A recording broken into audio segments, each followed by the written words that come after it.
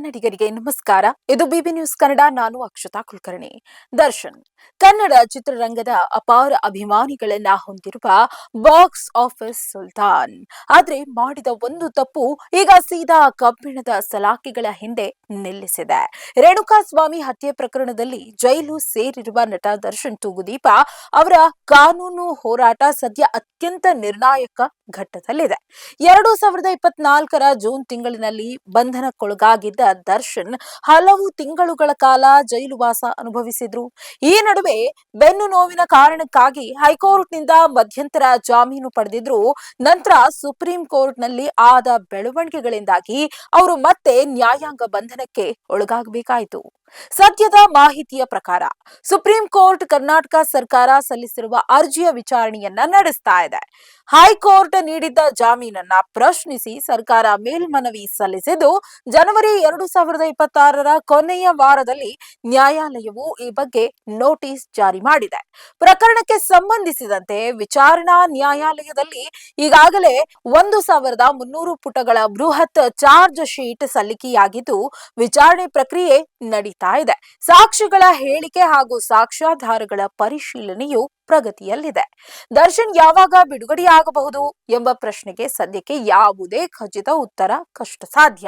ಆದರೂ ಕೆಲವು ಮೂಲಗಳ ಪ್ರಕಾರ ಮತ್ತು ಕಾನೂನು ತಜ್ಞರ ವಿಶ್ಲೇಷಣೆಯಂತೆ ಜಾಮೀನು ಅರ್ಜಿಗಳ ವಿಲೇವಾರಿಯಾಗಲು 2026ರ ಜೂನ್ ತಿಂಗಳವರೆಗೆ ಕಾಯಬೇಕಾಗಬಹುದು ಎಂಬ ಅಂದಾಜಿದೆ.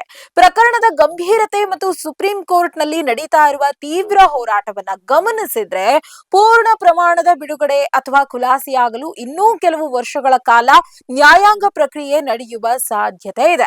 ಪ್ರಸ್ತುತ ಪರಿಸ್ಥಿತಿಯಲ್ಲಿ ದರ್ಶನ್ ಸಾಕಷ್ಟು ಕಾನೂನಿನ ಸವಾಲುಗಳನ್ನ ಎದುರಿಸಲೇಬೇಕಾಗಿದೆ.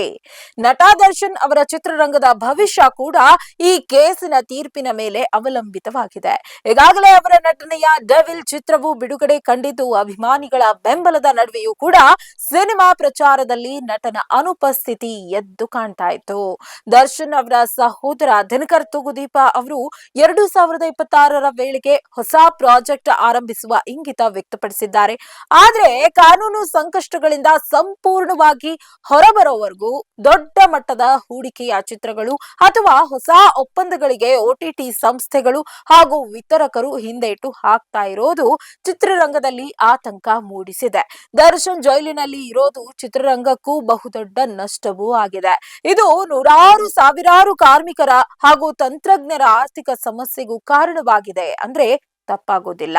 ಒಟ್ಟಾರೆಯಾಗಿ 2026ನೇ ವರ್ಷವು ದರ್ಶನ್ ಅವರ ವೈಯಕ್ತಿಕ ಜೀವನ ಮತ್ತು ವೃತ್ತಿ ಜೀವನಕ್ಕೆ ಅತ್ಯಂತ ಮಹತ್ವದ್ದಾಗಿದ್ದು, ಕೋರ್ಟ್ ನೀಡುವ ತೀರ್ಪು ಅವರ ಮುಂದಿನ ಭವಿಷ್ಯವನ್ನ ನಿರ್ಧಾರ ಮಾಡಲಿದೆ. ಇದಾಗಿತ್ತು ಈ ಹೊತ್ತಿನ ಸುದ್ದಿ ವಿಶೇಷ. ಸಮಗ್ರ ಸುದ್ದಿಗಳಿಗಾಗಿ ಸದಾ ಗಮನಿಸಿ ಬಿಬಿ ನ್ಯೂಸ್ ಕನ್ನಡ. ಇದು ಕನ್ನಡಿಗರ ಪ್ರತಿಧ್ವನಿ.